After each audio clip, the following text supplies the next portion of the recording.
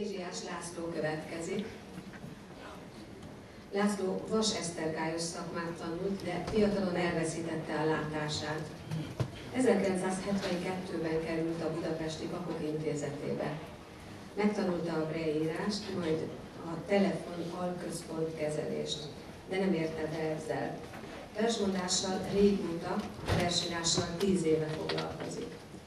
Számos versmondó versenyen nyert már díjat, és kétszer is végzett az első helyen. Az Aranyhang díjas előadó művész nevet büszkén viselheti. Ezt a díjat Kárászi Szilvia zongoraművész alapította 2001-ben, olyan vak és gyengénlátó gyerekek és felnőttek nyerhetik el, akik valamilyen kiemelkedő szakmai vagy emberi tettet vittek véghez. Fogadják szeretettel Ézsiás Lászlót!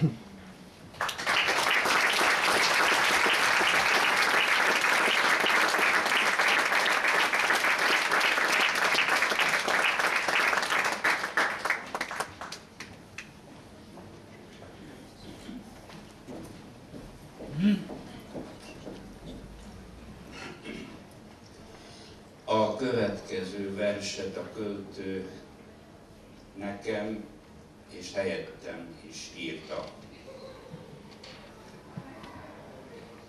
Kerekes Géza, köszönöm, Uram.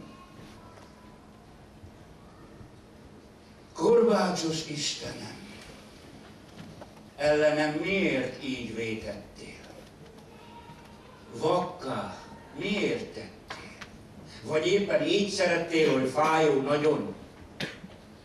Miért te testi gyalázat?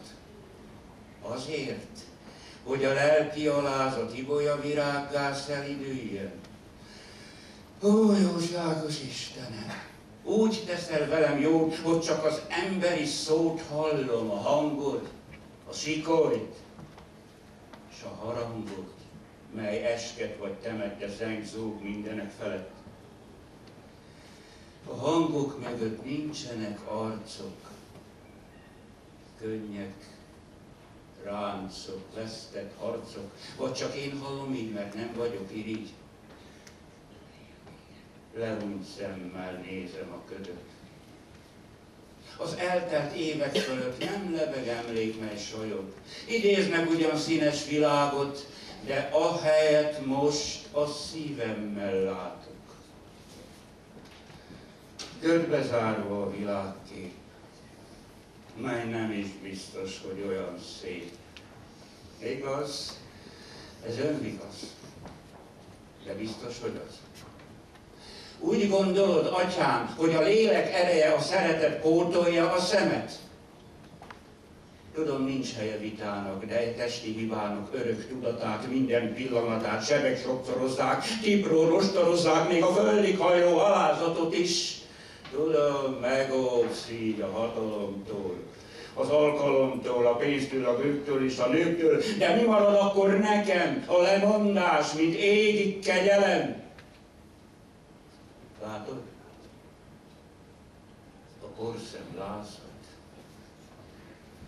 de a földi seblázat nem hűtje le az alázat. Titkolt szenvedésem hiába mutat. Bölcsességedet, a titkot, az isteni utat meg nem fejthetem. Itt csak luk az emberi értelem.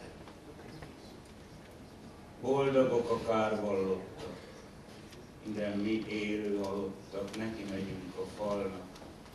És mit jelent az, amikor hantolnak, és az ige hívei mormolnak felettünk, az örök világosság fényeskedjék neki. És az, aki a fényt csak hírből ismeri, sötétben marad még ott is. Fürkészem szándékot, korbácsos Istenem, engem te vakságból szeretsz. Már nem betegség, csak állapot, és mint kedvenc állatot óvsz, védsz. Vigasztalom magam. De morbid erő nem alaptalan, van ennél rosszabb is. Kezek, slábok nélkül nagyon sokkal rosszabb. Mozdulatlan testtel, szájban egy ecsettel teendőt keresni, alkotni mindenképp leláncolt testtel is. És én hosszú láncon teret ad. És boldogít az írás.